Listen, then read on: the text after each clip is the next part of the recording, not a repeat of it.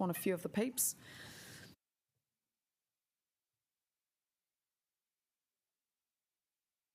I think you should. We'll just talk about the process. I just thought I'd get a bit of consensus.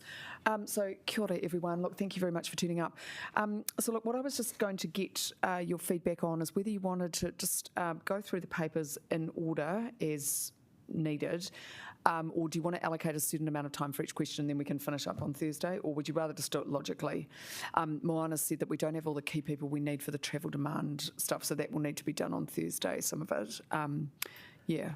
Siobhan? We don't have key people for Chater Street or Island Bay until 10 o'clock because they've got other commitments. Okay, all right. Okay, right.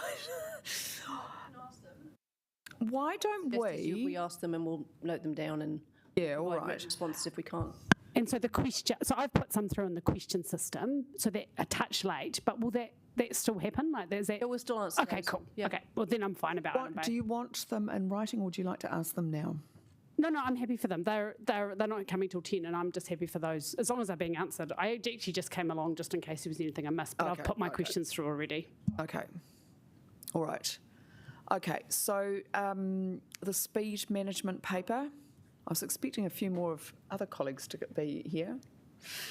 Sorry, but so, Sean, do you want to just start with making any necessary comments and then people can get into questions?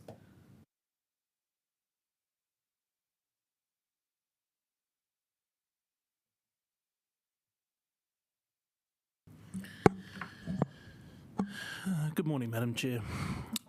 So the paper before you is supplementary to the paper that was laid on the table by the Planning Environment Committee last month. Since that paper, we have found further details about the guidelines in question from Waka Kotahi.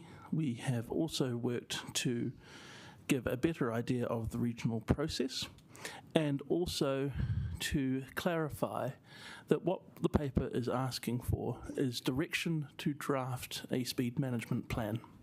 It is not, the paper in itself is not the speed management plan, and that plan that is to be drafted by your officers will appear before this council next year.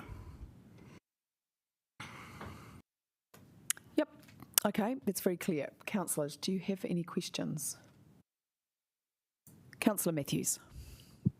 Yes, mine is a very minor one, and it's just about, I may have missed it, but the language seems to talk about schools and then kohanga, but doesn't talk about kindergartens and early childhood centres.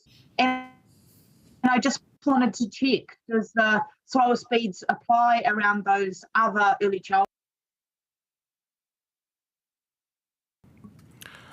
No, the language does speak about schools and high schools. It doesn't, and kura, it doesn't speak about those early childhood education. But kohanga are mentioned specifically?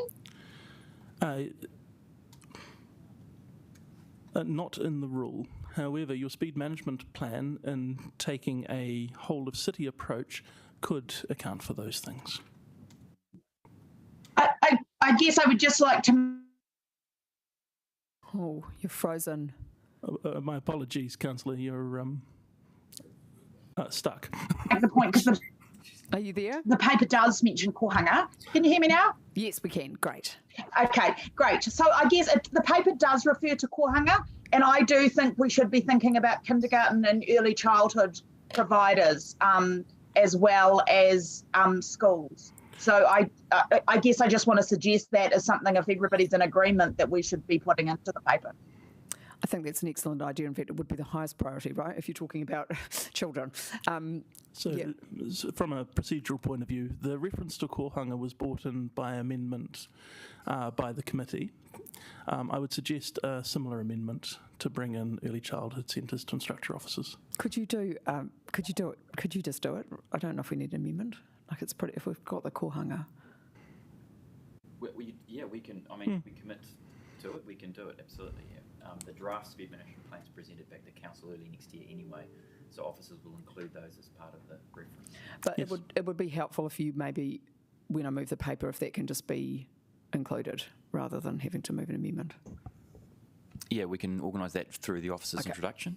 as an amendment. Just check whether, from Hayley, whether that's okay or not. It may still need to be moved, but we'll organise that for the day. Okay. Yes. Thank you. That's very kind. Thank you very much, team. Okay, Appreciate it. good question. Thank you.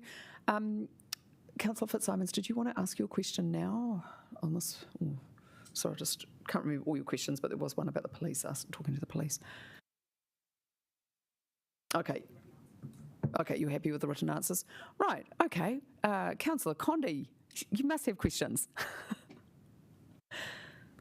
Yeah, I did ask this in written, but I just actually think a verbal answer would be easier. So I just wanted to check on how the consultation is actually going to run. So we're doing it in conjunction with this regional process, but I wanted to check whether is it going to be our consultation and engagement staff running a process that happens at the same time as other processes, or is it going to be Greater Wellington running an engagement process? So the engagement process will be run by our staff simultaneously with TAs across the region and be coordinated regionally. Thank you. Right, any other questions? Gosh, what an easy bunch today. All right, okay, so so we can't, the Let's Get Welly Moving business case, Moana. Yeah, well, I've got some questions. So do you want to just, thank you very much, Sandy and Sean. It's excellent work. Thank you. What's that?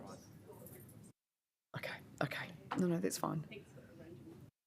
Yeah, we just, there should be some questions. Oh. We've also got Anna Blomquist online, so she might be able to answer as well. Okay, brilliant. Do you want to make any introductory comments? No, you've got the paper. Right. Shall I start? Yep. So obviously you know that I consider we're in a potentially catastrophic situation with climate change.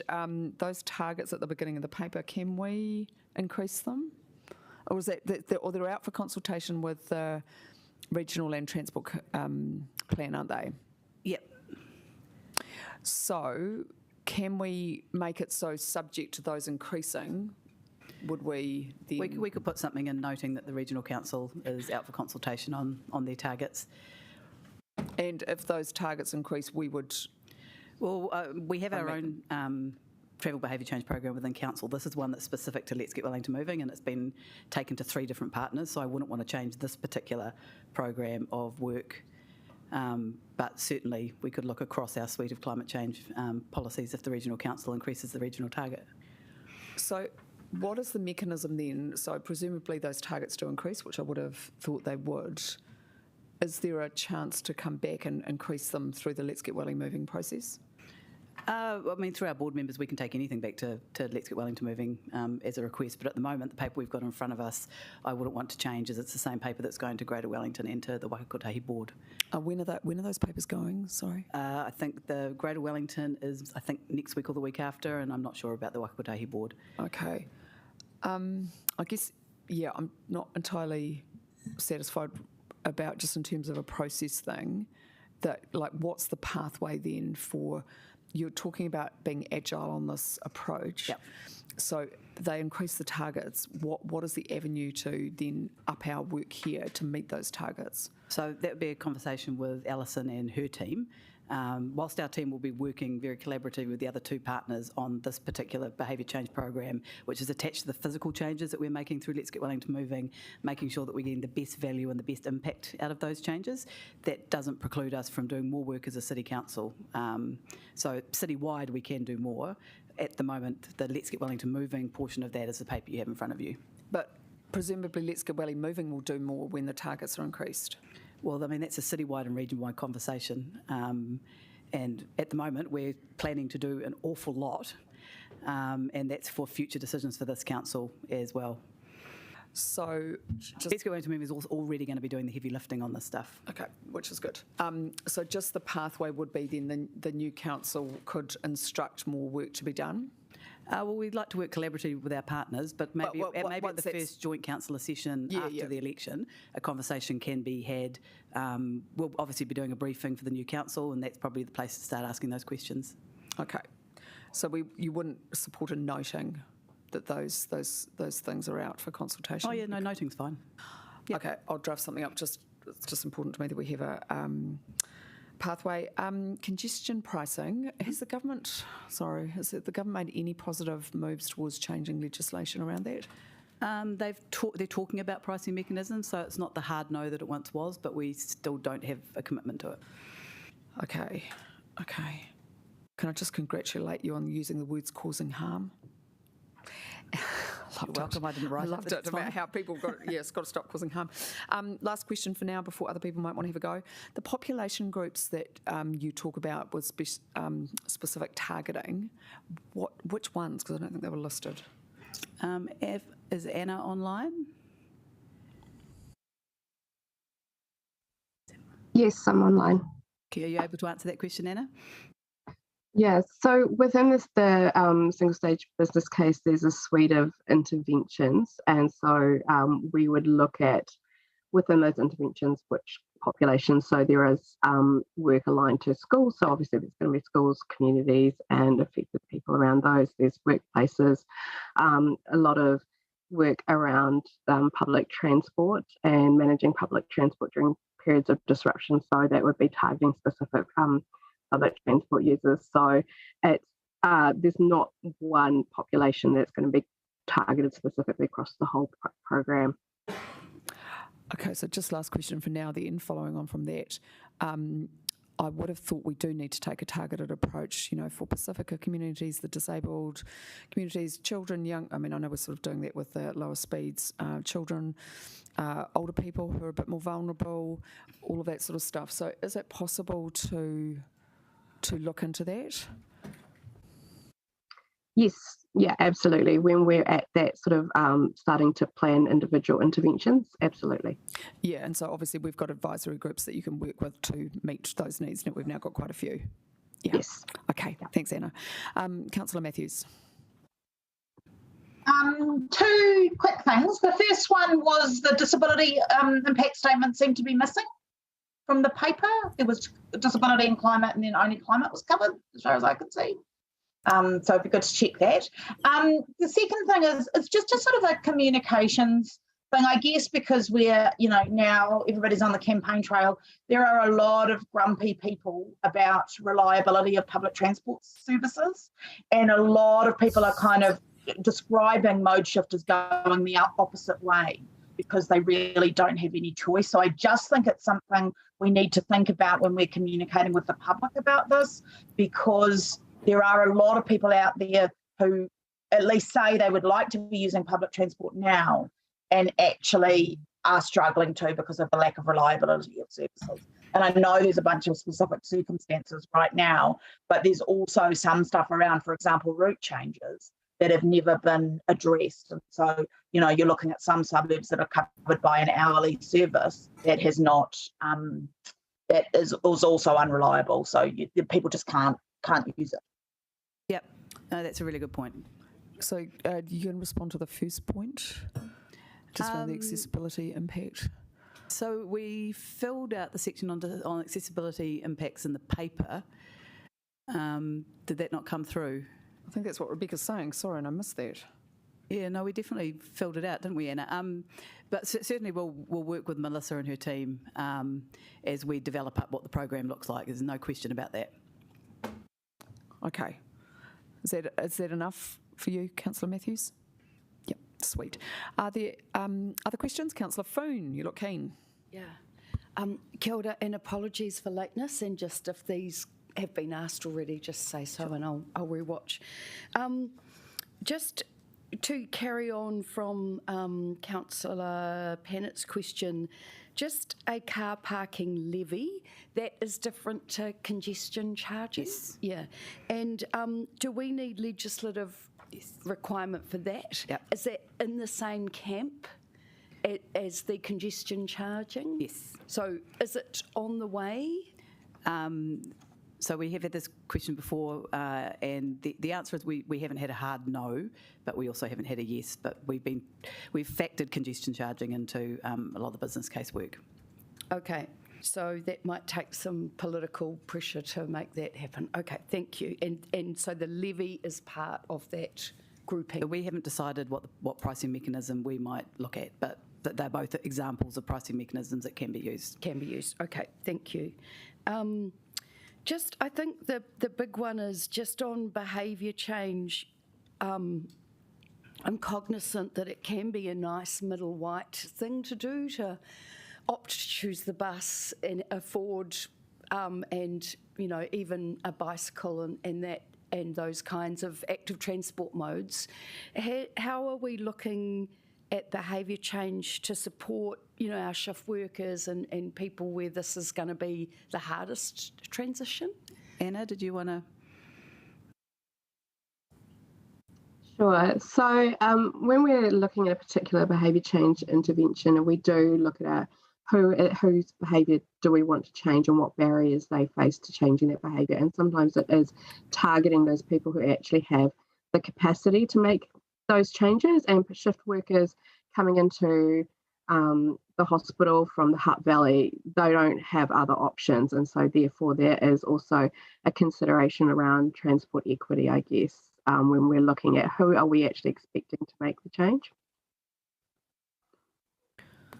Thank you. Good answer. And then just one more question. Sorry. How will we report the outcomes? Like, have we got a system we will be able to measure? And are there evidence of these types of programs working elsewhere that we can refer to the public? Because, yeah. Yes, there is. There's quite a considerable bit of evidence and a lot of work that's happened in the UK around these sorts of projects. So the next stage after this paper gets through, and as what we're calling a pre-implementation stage, there's a role for a person who's going to be doing ongoing monitoring and evaluation.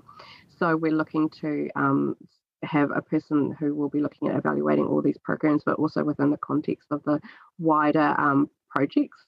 So if you're doing a behaviour change intervention that's connected into the Golden Mile project, then the outcomes would be aligned with the outcomes of the Golden Mile project. Great. Is it possible that councillors could be sent maybe your top 3 examples where behaviour change, or have you got a statistics graph or anything you could forward us through? I can find some research on that for you. Yes. That would be great. Thank you. Is that for me? Okay, great. Any other questions, councillors in the room? Yep. Do you want to? This one. Yes. I have to say I was recently impressed to find that all this turned up yesterday as part of the paper. Me too. Well, I've only had a chance to really look at the option A, which is the recommended one. So those papers were released last week. Were they? Yeah. They were released last week. I have to be a bit more measured in my criticism. Right. It is a lot, but that's what a single stage presentation looks like. I just didn't really see much in the option A. Seems to me to be a 10-year marketing campaign to convince parents to get their children onto bikes. I don't think that's fair. I think if you look at the BCR for travel behaviour change, you'll find it's one of the most effective things we can do. I mean, it might not be big bells and whistles and building things, but actually education and making it easier for people to make changes actually is very effective. Have we looked at the reasons why parents are less reticent these days to have their children cycle as opposed to historically? Because just so you know, my lefty cousin Michelle Rush tells me a lot of it's to do with not with transport safety, but more about a car card no type of event. So I'm just wondering, which I'm assuming is not something we're going to address. Oh, I've never heard that before. I'll pass over to Anna. I suspect it is safety. I mean, if I look back to, and this is dreadful using anecdote, but when I look back to when I was at school, a lot of people cycled all the time, so cars had to be really careful because there were just so many students on cycles on the road. So I think safe infrastructure, obviously, which is what we're doing through the Cycleway program. But Anna, did you have any comments on that? Yeah, there has been quite a recent piece looking at over the last summer, we had a summer intern was looking at patterns of travel to school. The regional council is also doing a piece of work on looking at new entrants travel to school and things like that. There's a multitude of reasons. Trip chaining is one of them as well, which is where parents aren't necessarily just driving their kid back and forth to school. They're going to other things afterwards. So there's quite a few. It's quite nuanced. Yeah, it's a good point. Thanks for that, Anna, about trips after school. Yeah. Okay, thank you. Thank you. Deputy Mayor Free, then Councillor Calvert. So I don't really know what to say, because I get the feeling that if we put the carrots first, we wouldn't even need to do all of this. And what's worrying me intensely is that we haven't got the carrots in place, and we are sort of trying to get people to change without.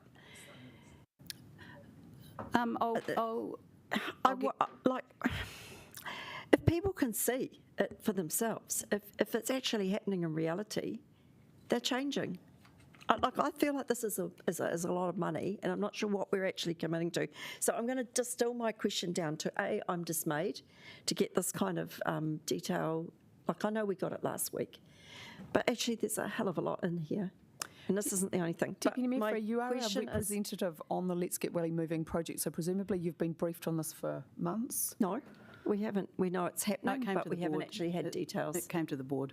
When did you come? The board, I am not on the board. Oh, not the board, GRG, sorry. When did that come? I can't remember. We know that it's happening, but we haven't got that kind of detail. No, they didn't get the full business case at GRG. Yeah. My question is, when I'm looking at what we're actually... But I will just say that at Councillor Free, that's why we do the paper.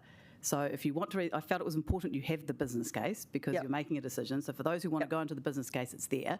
But the reason we write the paper is all the most critical information is in that paper for you to make the decision. So I'm actually coming to that. So recommendation 3 agrees that the work can commence on packages A and B. What are you actually asking us to agree on? Are you agreeing us to approve the first year of funding? Are you asking, what are we actually agreeing to? Because it's quite vague to me. So it's in the paper. I will mention, just for councillors who are late, that we actually don't have our key officers here for this paper. So Anna and I we could do some of this on filling Thursday. in. I will get you that answer in writing. Can we tighten up on what we're actually agreeing to? Yes, I can. Thank you. That might give me some level of comfort, because... No, I can do that. No point telling people to change their behaviour if we can't actually, I might get Anna just to comment on that, because actually, particularly through construction, this program of work is going to be really important. Anna, did you have anything to add?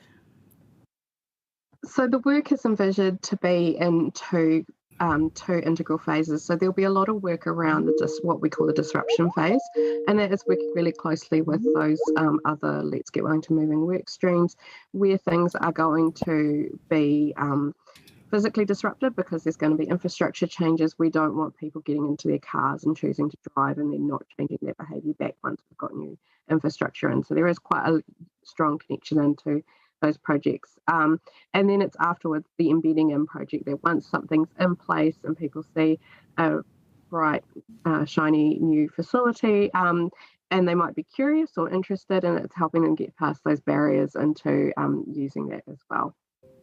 Can I ask, what can we do to actually signal the plans? Because my community are going to say, where's the actual reality around Let's Get Welly Moving? When's it coming? You know, you've slowed Copper Drive down, which I think is great myself. But, it's fine. It's only 60 kilometres an hour. It's got the crossing. But what some people are seeing is, where's the carrot? Why can't we put big signs up saying express bus lanes are coming here on Cobham Drive? Why can't we start to signal some of the stuff that's going to be part of this? Why can't we, why can't we actually start to signal the carrots? Because I'm getting worried that this is not going to be well received, quite frankly. I mean, we can take that feedback on board. That's I understand where you're coming from. I mean, that's not what this paper is about necessarily. I've had to explain to my community all sorts of things, and they're actually mollified when I explain, but they say, why isn't the council explaining this? Well, because we're part of a program of work, but I will certainly take that feedback back. Yeah. When are the Eastern Ward bus lanes coming in? What year was it? Can you just remind me? I can't remember off the top of my head. But Can you just find out? I know it was a So I guess if we can communicate that it's coming as soon as possible. So we will have the Let's Get Wellington moving officers here on Thursday as well, so you can ask them in that session. Okay, no, that's good. All right, is that enough for now? And we'll move on to Councillor Calvert, and you can come back in if you want. You can come back in. It's fine. Thank you. Well, just listening before, actually Councillor Foon mentioned that it's generally white middle-class people that tend to catch public transport and use a bike. Is there any no, but you Not on the bus. No, but you actually said public transport as well. So have we got some demographic information that backs that up? I'm not sure. Anna, are you aware of any demographic breakdown of people who use public transport? I need to talk to my colleague at Greater Wellington Regional Council at Metlink. They do collect a whole lot of information on users and who's using it, when they're using it, why they're using it. So that information will be available, but it doesn't sit at Wellington City Council. We can. No, that's fine. It's just that on the rare occasion I do catch a bus, I have seen quite a variety of people on there. But anyway, I would probably suggest that's around the commuting time. If you travel during the day or in the evening, it looks a little bit different. What, white middle class? No, people? no. All sort of people who don't have money. That's and what I don't mean. choices. So there's a comment that mainly it's white middle class people that catch a bus or ride a bike. Can I just correct that? It was more. I shouldn't have said that. It was actually more around people that choose active transport. Right, it's just that was a question you posed to the officers and you provided that context. But anyway, that's fine, I'll move on. But thank you. This business case, so it's basically $50 million over 10 years. $19 million is going into staff, which seems to be a lot of behavioural psychologists in that. And it comes back to the buses, because we haven't even got. It's all very well changing behaviour, but if we haven't got and I think Councillor Matthews touched on this before, but if they haven't got actual ways to do things differently, are we putting it seems about the wrong way to go about it. Councillor Matthews asked the same question earlier. Yes, I know. That's what I mean. It's a fair point to make. Yeah. And then the other thing is, one of the things is we signed a partnership agreement in December 2019. And I know when we signed it, or the council agreed to it, I didn't, but because I could see there's some issues with it at that time. And to me, it seems to be borne out because, part of this is we've got a Let's Get Welly Moving board that is on there is our officers, not the governors, the officers. Then we have this GRG, Governance Reference Group, with the mayor and the deputy mayor on it, and that was meant to be the conduit or the in-between saying, well, is this really going to work? And what I am hearing is that actually the GRG haven't been that involved in this. So what we've got is officers making decisions that elected members should be doing. And I know you're bringing this to us as a decision-making paper on Thursday, but what I'm not having a level of comfort that actually, given the breadth and depth of the paper, given it was only released at the end of last week, that we as governors effectively, are you comfortable that we as governors have had enough input and awareness around this to be able to sign off a $50 million business case? Yes, I would hope that you would trust your officers who are technical experts in this area to put something in front of you. I would also note, sorry, I should have said before, Councillor Free, this is being paid for by Greater Wellington and Waka Kotahi. We're not asking money from the City Council for this first particular tranche. This is as part of the partnership agreement. This is one of the things being funded up until we get to the next LTP by the Regional Council. But it actually says staff time as our contribution. Oh, so we've got, but that's out of existing budgets. And also, I'm really nervous that it says the central government share will be sought. Yeah, can I just? Sorry, can we just finish Councillor Calvert's question? So this is the process that we've followed for these papers, and I understand that you want to raise the issue of governance again, which we can certainly do after the election when we have the briefing with the program. But at the moment, I'm following the process that has been agreed to. I'm bringing this paper to you. I hear your concerns, but as with every paper we bring to you, we have very dedicated staff who are experts in their field, who know what they are doing, who put this information in front of you for your decision. And if there's ways you'd like us to do it differently internally, if you'd like more briefing sessions, that's certainly something I'm willing to take back to the program. We can definitely organise. We did have a workshop on this as well. Yep, we hear the same thing. Okay, thank you. Thank you. Madam Chair, Councillor Matthews. can I just make a, I just am concerned that this session is kind of degrading into a general complaint about Let's Get Wellington Moving or Greater Wellington, and I just want to make sure that as chair that you're conscious of those issues. I'm also a little bit concerned about some of the time that's been used with our officers, and I just want to make my concerns about that known. I've got some questions about Āmua Chapter, which I also would like to have later, and I just want to make sure that this is a safe session for everyone. Yes, that's why I did question a couple, but the point is taken. We're going to keep moving, and just remember, it is no, Councillor Rush, no. We're just all going to be professional here, please. Okay, Councillor Calvert, have you finished your questions? Thank you. I have finished my questions, which I was entitled to ask. Thank you. Thank you. I love this paper, obviously. Sorry, I want to go faster, as you know, but look, there's some good stuff. So just the fare reductions, what's going on? So the government's extended them, I think, till January. Will the Greater Wellington Regional Council pick up the slack after that, do you think, or is there going to be a budget bid to That would have to be a question for the Regional Council. You may be able to ask it on Thursday. Thursday, yeah, okay. And your point about the trigger points about ramping up the process, what are they? Sorry, which trigger points? So you talk about trigger points in the paper, about that you'll do more work if a point is met, but I just didn't understand what they were. Like, is it more scientific evidence coming along? Is it more population Anna, were you growth? able to answer that? Sorry, off the top of my head, I don't have the single stage business case open in front of me. It's when certain things are getting completed, or, for example, should there be a change in legislation around congestion charging or parking levies and things like that. If those sorts of decisions are made, then that would trigger other parts of the package. Okay. But I can provide a clearer answer for you. That would be awesome. And Moana, I'm just wondering, to be helpful, is it possible to put a noting along with this paper too about the other stuff we're doing around the cycleways and the busways to provide those alternatives, like just to make it clear? I mean, you're welcome to put it up if you want. Is that, I just don't, maybe my colleagues wouldn't find it helpful, but I was just wondering if it would be. All right, okay, Councillor Condi next. Thank you. Yeah, I've got you on the list. Thanks, Chair. I guess I would be interested in hearing about kind of the components of the travel demand or travel behaviour change. Because when I was reading it, a lot of it seems to be really focused on construction disruption and like how do we help people make good choices when we're in the middle of building stuff and so their regular options might not be available to them.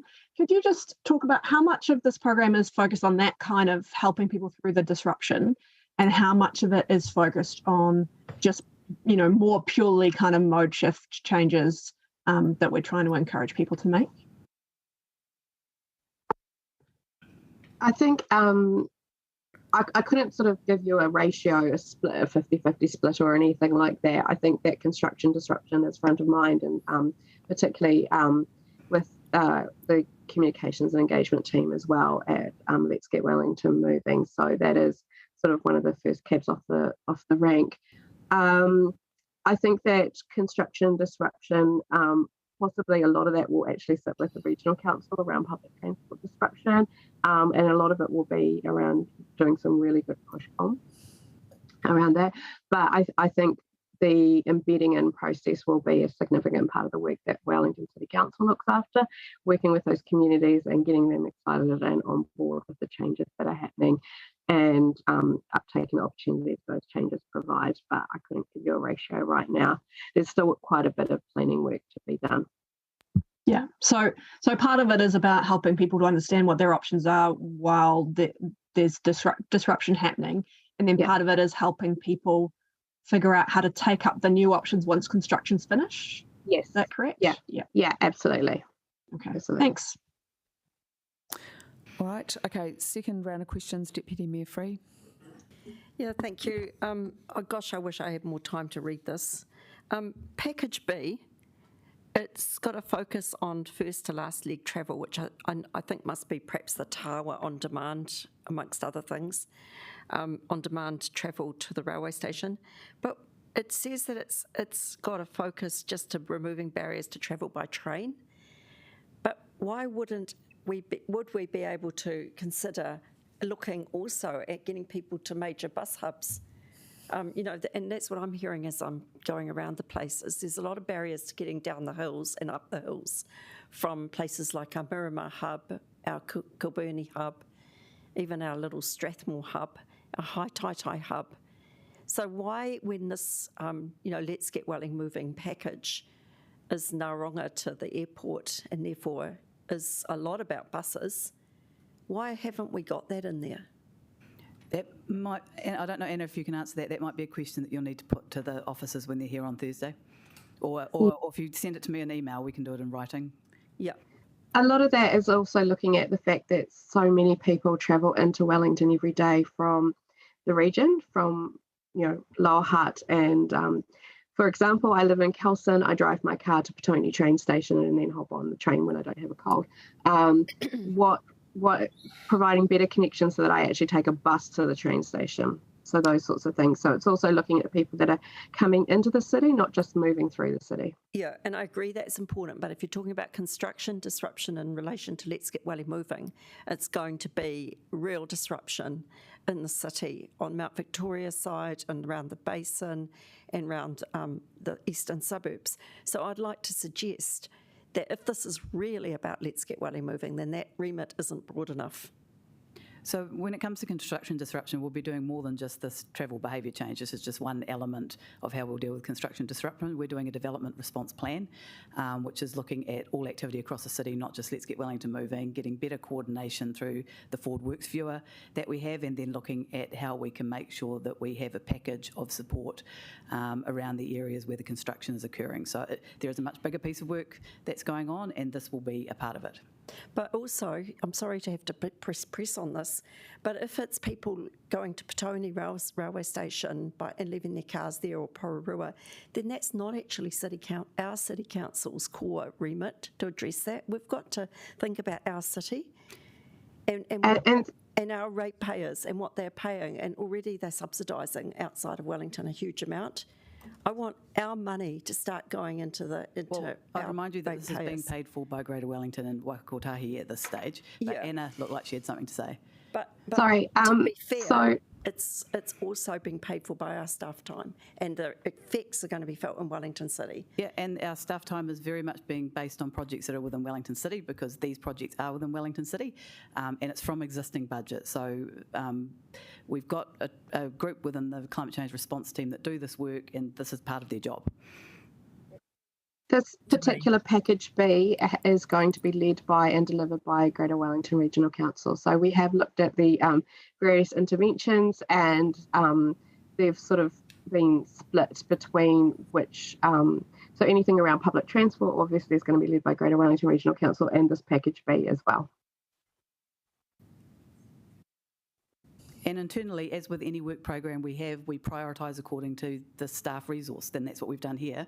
But we have quantified for you just because we thought you would want to know what that staff resource commitment looks like. So it doesn't look like we're not contributing anything, because we are. And this has been prioritised for our behaviour change team. But we just wanted to quantify that for you because we thought it would be interesting. Right, just remember, you are our rep. Councillor Rush. I'm feeling quite grumpy because... Yeah, okay, but I just... I am Sarah. Stop. Councillor, Deputy Mayor Free, sorry, you are our rep. Okay. Councillor Day, sorry, did you have a question? Yeah, I guess it's just... It is just following up from that. I mean, this is an interesting perspective that's coming about the region versus the city, because I guess the better we do in the region as far as getting people to those stations, the fewer cars are coming into the city. So it does directly connect with our outcome. And I think it's really concerning if we have these questions coming about them versus us. So I guess I'd be interested to see, I want to know that that is part of the program, and I guess wouldn't want it to be being communicated back that it isn't. All right, Councillor Rush. I have just clarified one question, which was about where was congestion charging. So I'm assuming that when the necessary tools are available, that will be part of this program as well? Yes, conversations are happening. And just the other thing about the first last leg travel, does that include a rollout of bus shelters across the region? Anna, do you know, can you answer that? Well, because this is a behaviour change program, there's not a lot of money against sort of hard infrastructure, if that makes sense. So bus shelters would be part of the regional or local council, depending on who's going to own them. So bus shelters are not included in this package. But they'll definitely be included, for example, as part of the work we're doing on the bus priority action plan. That'll be stuff Greater Wellington's looking at, but that's probably something you can ask on Thursday when we've got the... It just seems the most obvious thing to do for people who want to stand in the rain. It's difficult to change their behaviour to get in the car. Understood. Okay, fair enough. Any other questions for now? But we will have some time on Thursday because it sounds like there's some more to come. Yes, Councillor Calvert. I just want to be clear in my mind what involvement the GRG has had in this. So they've just seen the paper, or they've just been told about it. What involvement? So we briefed the GRG. So the GRG is not a decision-making body. Yeah. Councillor Condi, I can't remember if you can remember when this came. I'd have to go back and look through the agendas. We've had a lot of GRG meetings. Yeah, I'm sorry, I can't remember which meeting it was. So the board is the decision-making body, and the board then briefs the GRG. Okay. So we've got those. Can we go and look anywhere at the minutes of the GRG? Yep. So where are they? Are they online? I don't actually know if they're online. They might be, but I can certainly get them for you. Yeah, But for this particular item? No, I just think it would be quite good if you can send us a link of where all the GRG minutes are. So assuming that's a part of decision-making public. So if they're online, I can certainly do that. If not, I can find you ones for this particular decision. I think it might be useful to get them for the last 12 months, because I'm assuming you meet once a month, is it? Yeah, we can put in a information request for that. That's fine. Well, it's a decision-making thing, so it's not just an official information request. It's part of the decision-making, and so it has a higher expectation around being delivered to us. Well, I can certainly get you the minutes for the meeting where this happened for the decision, and they are online, so we'll get okay, that's good. If you can send us a link, that would be great. Yeah, thank you. And so when we say that only, and just to clarify, when we say that it's mainly the cost of Katohi and Greater Wellington, it's essentially the same people that are ultimately paying for it, whether the residents of Wellington, aren't they? I understand that. Yeah. Yep. Okay, thank you. Okay. Although Waka Kotahi is a national organisation, obviously. But presumably they're funding this out of the regional fuel tax or whatever, or the taxes come out of this region from the petrol? For Waka Kotahi, I think it just comes out of their general FAR funding nationwide. But certainly the 49% is paid for by people in this region. Thank you. Thank you. Deputy Mayor Free. So now I just need to clarify that. So Wellington City Council's not paying for anything apart from our staff time, but are you saying the similar paper is not going to GRG, to Greater Wellington? Yeah, no, the same paper is going to Greater Wellington. Same paper, yeah, that's what I thought. Good, okay. Okay. Any other questions for now? Right. Thank you, Moana. Appreciate it. Right. And now we go on to the traffic resolutions for Island Bay. Kia ora. How are you? Right. I'm sure there'll be questions on this one. Brett, do you want to say anything? Yeah, so the traffic resolutions for Island Bay are as a result of our engagement with businesses along the parade. And so we've been working as part of the parking management plan. We took the draft parking management plan and have been engaging with the businesses along the parade in terms of what that means for them. And so the traffic resolutions is based on the feedback that the businesses have given us. It's just the southern end of the parade and the northern end of the parade. There's 4, I believe, coming to committee, and one of them has been deferred because of the requests, once we put it up for consultation, to to make some amendments. So we've had to reconsult on that one based on the requested amendment to it. Okay, thank you. Councillors, questions? Yes. Yeah, I own. Yeah. Councillor Fitzsimons. Sorry, I thought you wanted to. Sorry, Councillor Fitzsimons, you go for it. I have put these in the questions, but I guess I did just want to know, like, there's been consultation with businesses, but then you also do see some businesses not being happy with what's been proposed.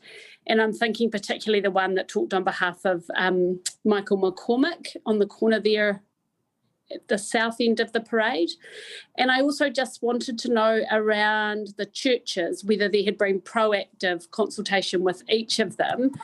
And because I see that we've got something there for one, but not, or two actually, but not others that are there. So, I mean, they don't have to be answered now, but I guess I just do want to flag those as concerns. And one of the other questions I have is around some of the answers are a bit form in approach. I would be quite interested in some more specifics to some of the submitters. So I can ask about that more on Thursday. But yeah, I did just want to get a sense of what the businesses that asked for and where they were unhappy. We seem to be using it as a justification that they asked for it even when they're unhappy with it. So it doesn't quite sit right. So I'm just flagging that. I've got a question in the written question. So, you know, it doesn't need to be answered now. Over time is fine. Yeah, thanks. Councillor Fitzsimons.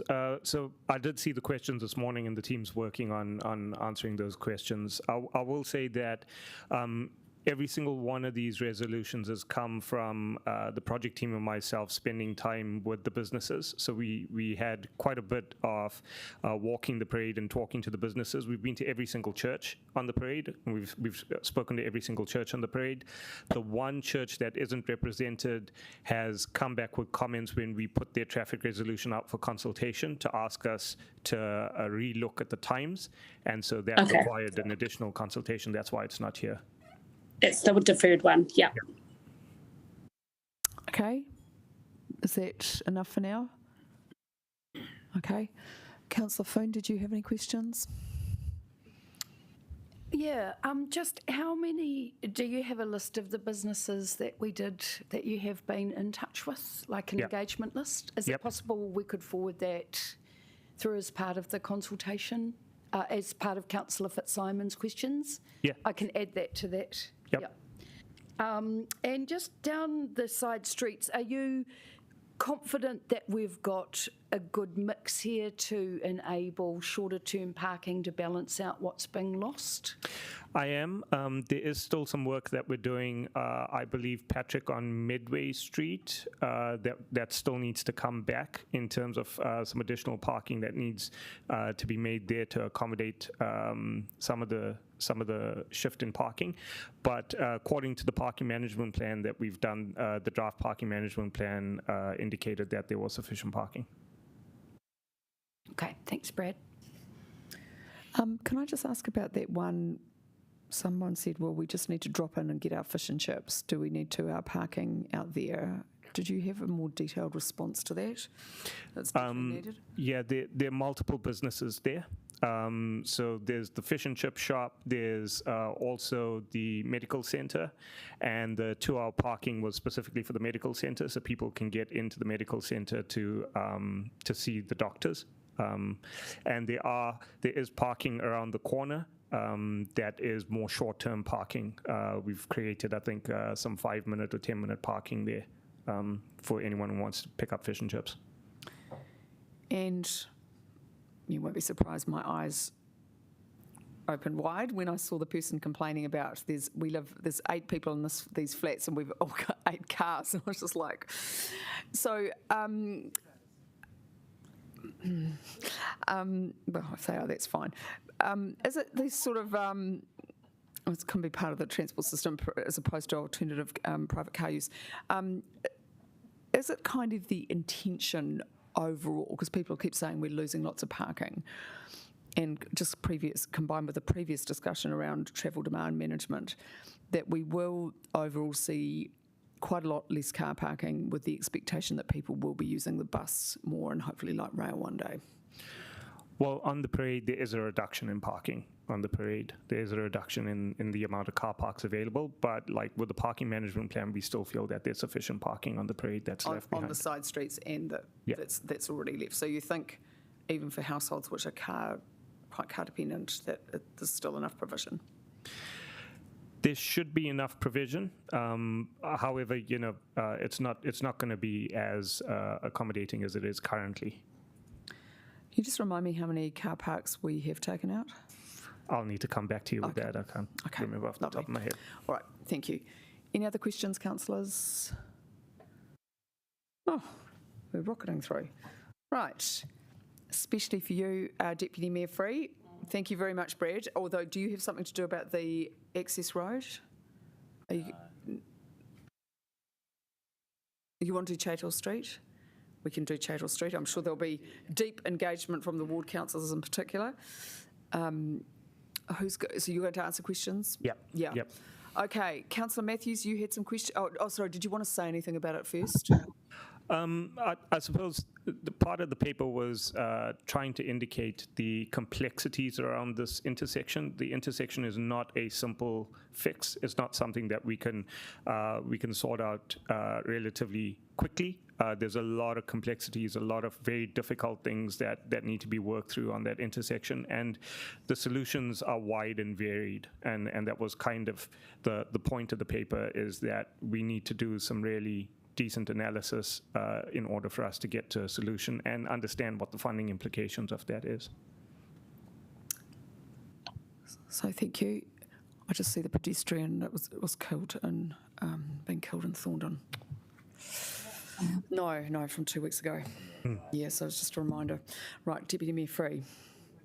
We were dangerous, those streets too. It seems that, thank you for the work, and I do understand it's difficult. It does seem that a lot of the accidents are from cars coming from Raroa Crescent into Chaitel Street. Is there any way we can trial making them go down to the leg of Raroa Road where there's actually traffic lights? So closing that. Yeah, we've investigated that. So we've previously investigated turning Raroa into a one-way road. There were concerns around the safety of especially larger vehicles making the turn in order to access down the other way to Chaitel. We plan on revisiting that, but we have looked at it before, and there is some complexity around doing that. Okay. I guess larger vehicles can choose other routes. I know it would be a day tour, but yeah. Okay, thank you for looking into it some more. Right, Councillor Matthews. Yes, so I guess my first question is what do we know about what will happen here with Let's Get Wellington Moving? Anything? Because I guess that does indicate where we might go ourselves later on, and whether or not the community is willing to tolerate kind of lower level remediation of the safety issues here for long.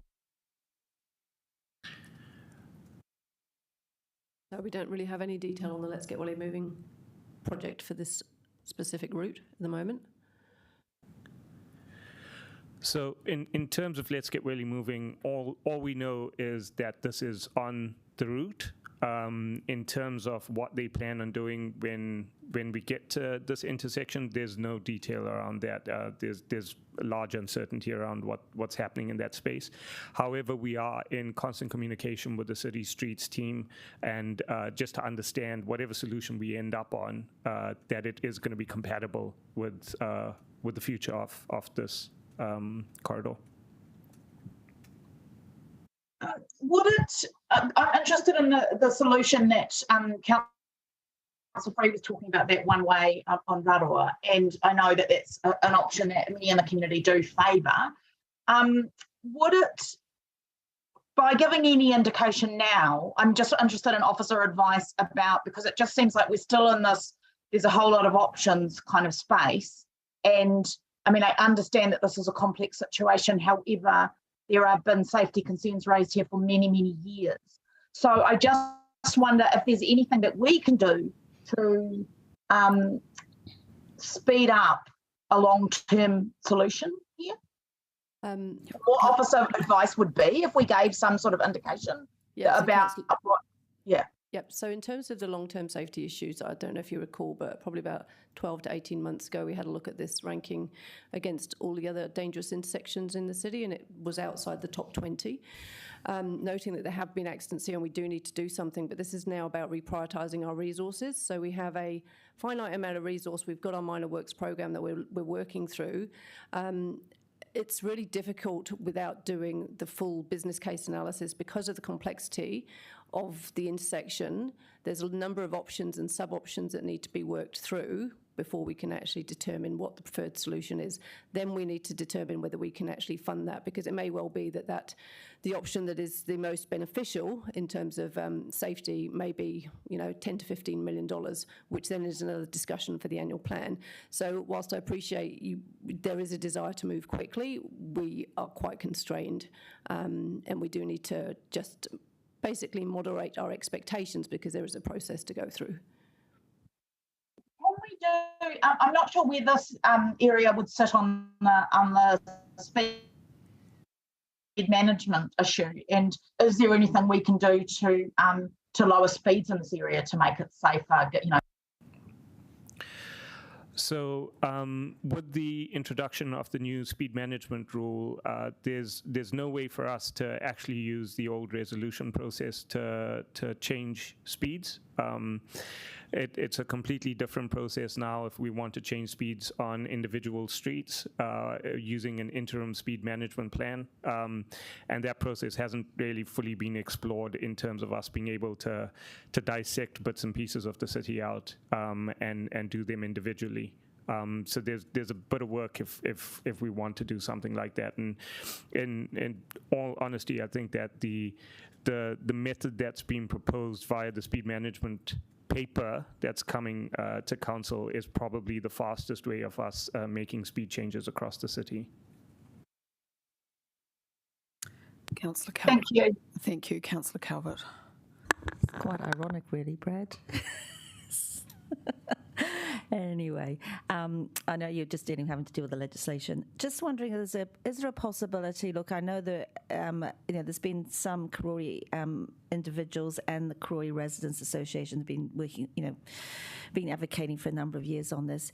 Is it worthwhile? And I know the process and what you have to go through and the funding and resourcing, but is there worthwhile in perhaps meeting with that group and just saying, well, look, this is the situation. I mean, we can make a paper and we can go out as elected members, but I just wonder whether it might be quite good to actually go out and meet with them and say, look, have you got some ideas for maybe some interim things, or because they know the area the best. They're the ones travelling on it daily, and I just wonder would that be is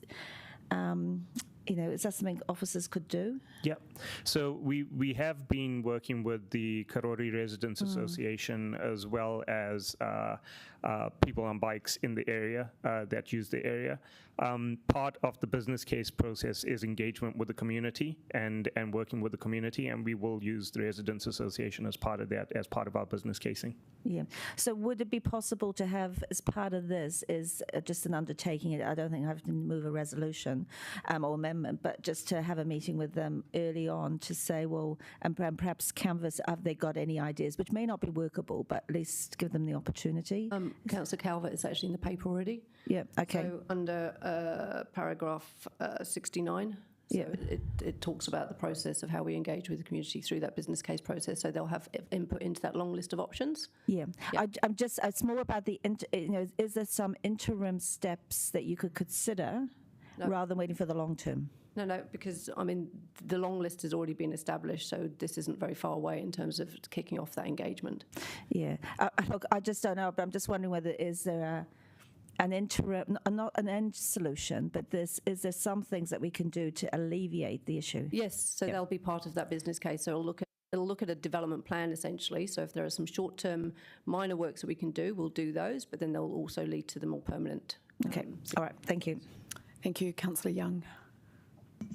So I've got two questions. So that intersection I know really well because we lived on Moana Road, and over the years they've tried all sorts of different solutions to it. So when you're looking at trying to sort it out now, Brad, do you have a history of other things that have been tried over the past 50 years? Yeah, there's a number of things, and we're aware of all the different changes that have happened at the intersection, and some of them have worked positively, and some of them haven't quite hit the mark, but we're aware of that, and we'll be reviewing that as part of the long listing as well. Okay, thank you. So, and then just going back to speed management. So when this came up a few years ago at council, I can't remember if it was the average speed or the mean speed, but it was already 30 kilometres an hour across the city. Has that changed? I'm not sure across the city. I'll have to have a look at that. But yeah, there's varying speeds across the city, as far as I can tell. I'm not sure what the 85th percentile is for the entire city. Okay, thank you.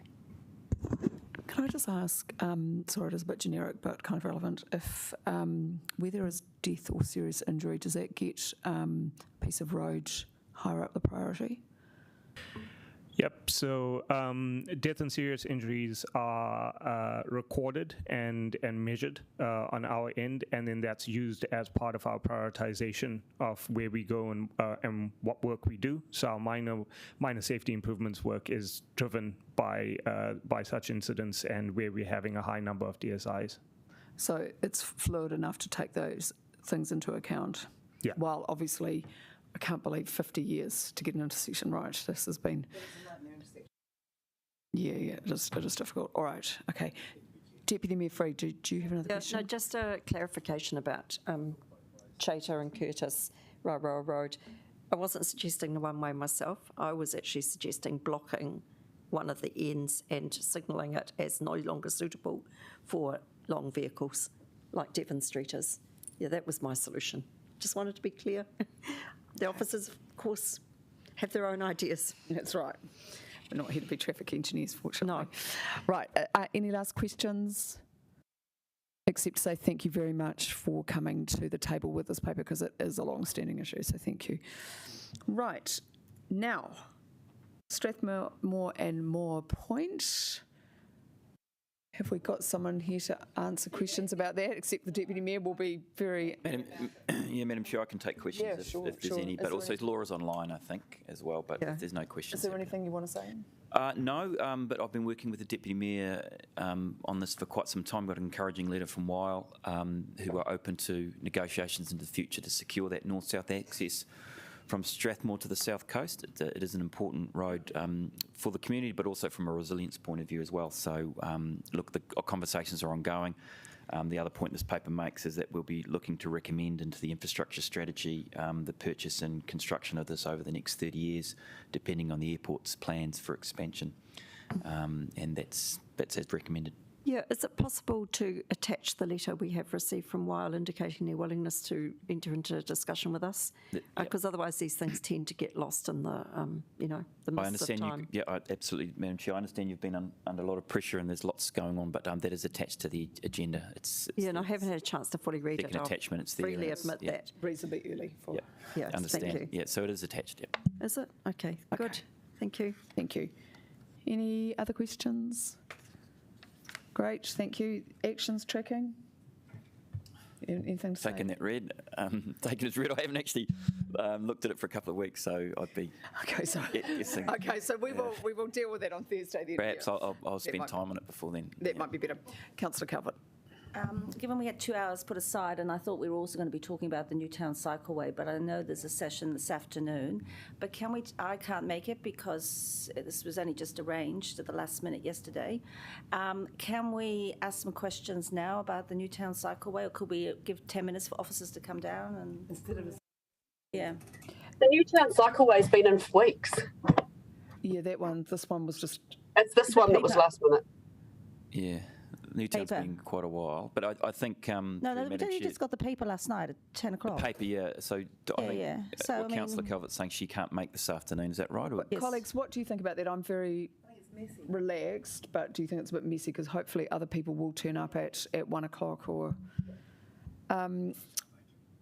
So what we'll do, Diane... We have a Q&A as well. On Thursday as well. We're not shutting off opportunities for answering. I've got some questions now.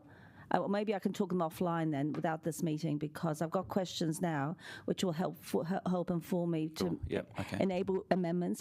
Whether I do them or not, but I need, Okay, so I can call the team. If we have an adjournment now or we finish up, I can call the team.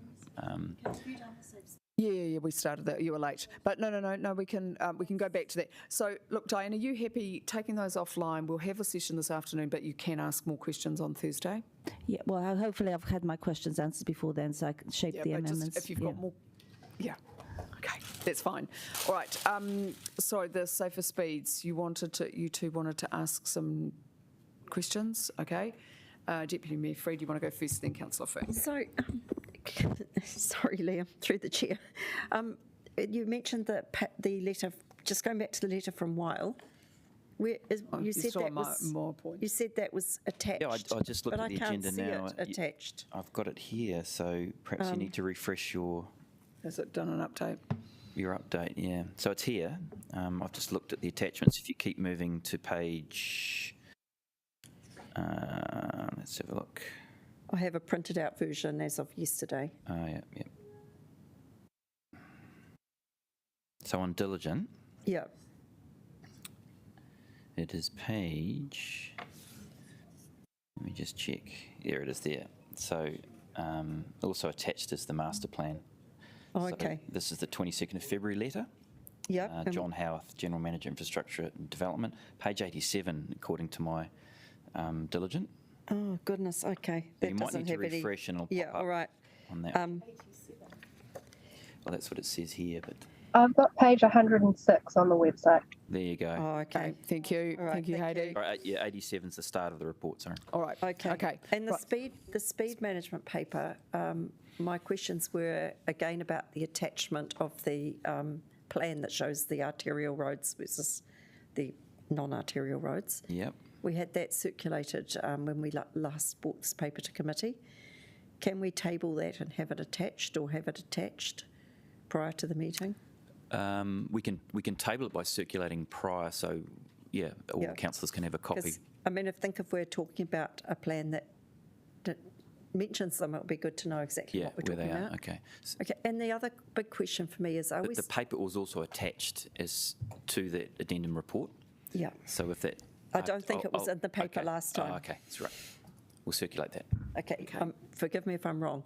The other thing is, are we still talking basically about a 1 kilometre around primary schools and a 2 kilometre around secondary schools, or have we moved away from that? I saw that question come through this morning, and because we've discussed this matter already, Sean's nipped out with Sandy. So I think we'll take that through Q&A if that's okay, Sarah, and get that back to you. Or you can put that in writing. I have put it in writing. So you'll get it. You have. But I was hoping for a speedy answer. I know, and the team unfortunately have answered that paper. Just because we did start at 9 o'clock. So I'm trying to get hold of it now. But and it was hard getting here because of the traffic, which is suddenly enormously intense. Okay, so we'll answer that through the Q&A doc if that's okay. Yep. Thank you. Sorry about that. Councillor Fern. It does seem like quite a fundamental question. Like, to me it's like... I just don't want to answer it in case I'm correct. I think I know the answer, but I'll just wait for Sean to answer it. 2K radius of secondary schools and 1K radius of primary schools. It's been has taken away from that basic approach.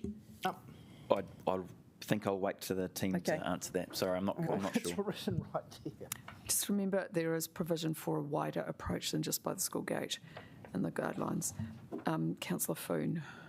Talks about Kauranga and Rango, but just a safer speeds question. And it may have been asked, so forgiven. I think we did discuss it at the last meeting. Just that consultation confusion around regional and local and Wellington City and our expectations of our community. How do we visualise that coming forward so that the community know that it's us undertaking that consultation? So all of the territorial authorities will be conducting their own consultation with their own comms and engagement teams running that, but it will be conducted simultaneously. So coordinated by the Regional Council, that simultaneous consultation will happen, and there will be a website at Greater Wellington Regional Council that will direct those people in that campaign to the various territorial authorities to make their submissions and give feedback, etc. So like a dual process? Yeah, a multifaceted process that's simultaneous. Everyone's running at the same time, but it's overseen by the Greater Wellington Regional Council. Great, but our brand, Wellington City, will be on the consultation material? I haven't seen the brand imaging yet. Yeah. But I can take that on notice if that is a particular concern. Do you want me to email that through? Yeah, well, I think I've really got to wait for Greater Wellington Regional Council to provide their Marcom's package of how they're going to run it, because it won't be happening until early next year. But I'll take it on notice and perhaps bring it back as an update to the new council about how that will roll out. I think it's appropriate that we do brief you, because it is a big deal, and you know, it's probably 4 or 5 months out of my attention span at the moment. But early in the new year, definitely, I'll come back. Another question on the back of that: who will hear the submissions? I understand it's each individual council will be hearing the submission. So similar process to what we run now. Yep. Great, thank you. Just simultaneous with the region. Yep. Okay. Just imagine the outcomes. I've got questions. Okay, you've got a question, Councillor Rush? I was just making an observation about the difference between how our water treatment is done between us and Pūroro. So I'll be interested to see whether that is reflected in differences in the consultation outcomes. But yeah, I just want to be very clear. So basically, if we're going to take non-arterial streets, are all the streets in Wellington except for the very busy ones. Is that in a general kind of sense correct? Yes, and just noting this doesn't include Waka Kotahi's state highway network. New Zealand Transport Agency, thank you. As described in the Land Transport Management Act. Okay, so...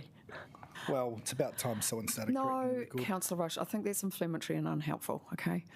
Well, I find it unhelpful. But anyway, blah, blah, blah. Okay, so 30K, and that's 24/7, right?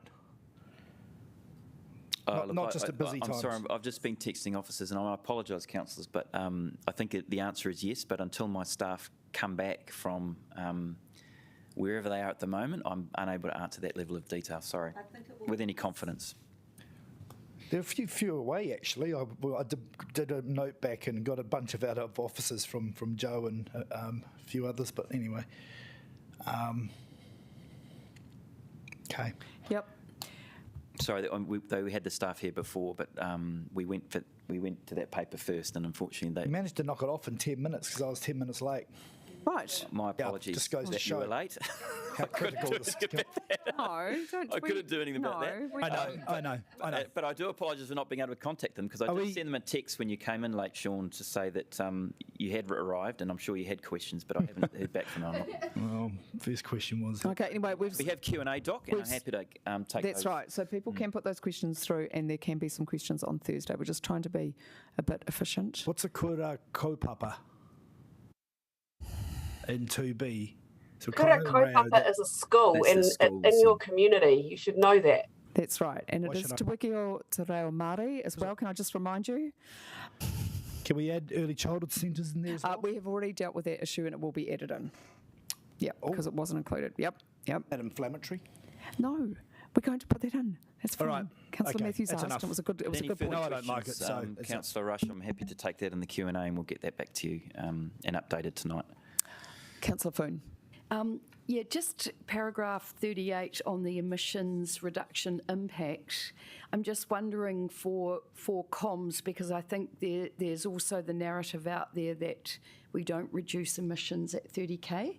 So just wondering if we can have some evidence alongside that. Yeah. No problem. As we produce the comms documents. Mm-hmm. Or will there, so question is, will there be evidence on that? Well, I'm not sure, but I'm taking on notice, and through to the team, that'd be great. Most cars most efficient between 50 and 80. Right, you can save that for Thursday. It's not debate. Right, okay, any last questions, councillors? Otherwise, we'll see you back at 1 o'clock for the Newtown Cycleway paper, and then keep getting your questions through as quickly as you can, and but we will have a chance on Thursday as well. Just trying to... Arterial network? Yeah, I can produce. With the crash data in it. A1 or A0. Sorry, Newtown to City? No, this is the speed management. Speed management. Speed. Oh, okay. Yeah. I wanted it speed management with the crash data embedded.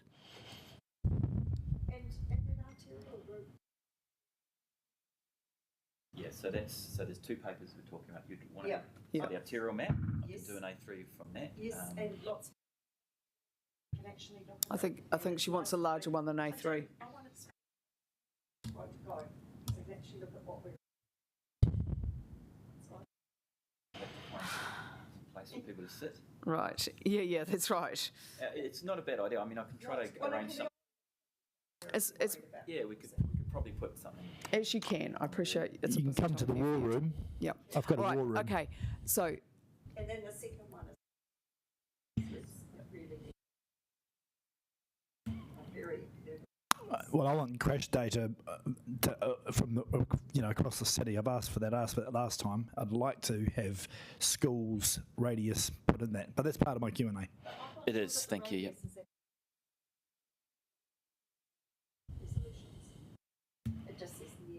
It's from gate to the school. As I say, good opportunity to ask questions on the day, but also put it in Q&As, and we'll get the team to get back to you. Okay, that sounds like a good process. All right, councillors, see you back at 1 o'clock. Thank you for.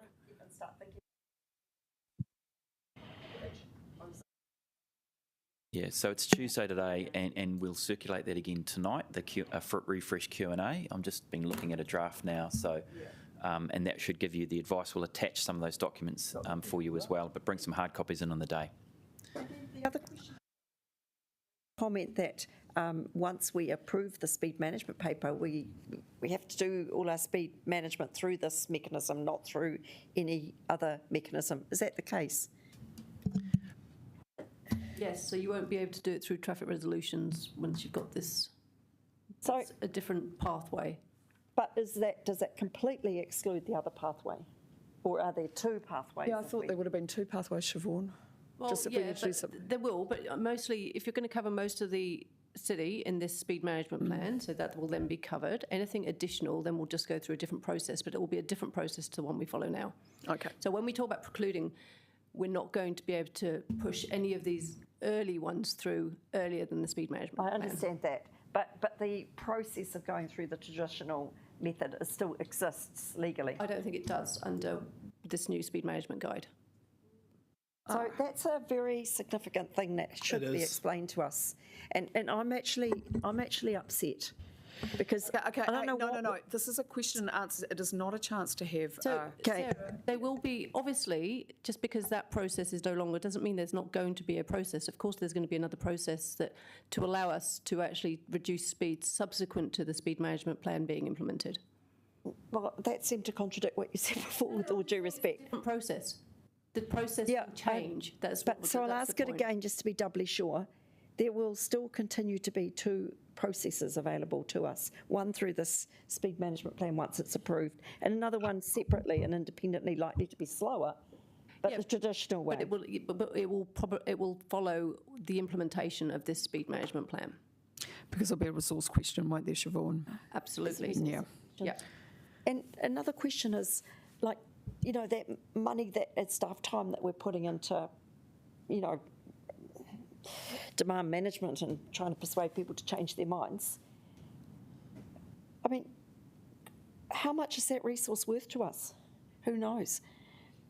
That, we're saying, it's just coming out of existing staff budgets, but that's taking away from work like the Minor Works program. So, look, it's a good question, Deputy. I mean, I'm happy to answer it. I mean, we had two teams, actually, three now in the city. One is Greater Wellington Regional Council. They have their own behaviour change unit. Yeah. We had a behaviour change unit in climate change, and we had a behaviour change unit in transportation. So the recent changes we made to the Planning Environment Group hub those teams together so we get more impact at a higher strategic level. So they sit under Alison Howard now as a behaviour change unit, and these are these big shifts, strategic shifts that we need to make with the whole community. We're not just focused on travel plans for schools, but we're looking at a strategic impact with one team looking at changing their behaviour in terms of mode choice. So the paper before you today is really just backing that up. We do have a whole team, both combined with transportation, behaviour change people and climate change, and they are working on to one song sheet, and this is one of those key programs of work that we were planning for. So I'm quite comfortable that we've got BAU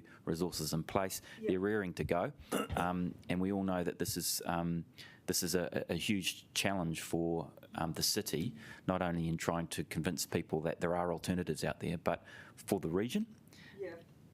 And it's great that this is funded by the region and Waka Kotahi, and that resources coming into the city to help to help deliver it. That's not quite my problem. My problem is how much money are we actually setting aside for this? Because, it says that we're covering out of staff budgets. What's the quantum of that? What quantum are we providing out of staff budget? I'd have to do the calcs and run the program. Staff because we actually do need a heap more staffing in the minor works program.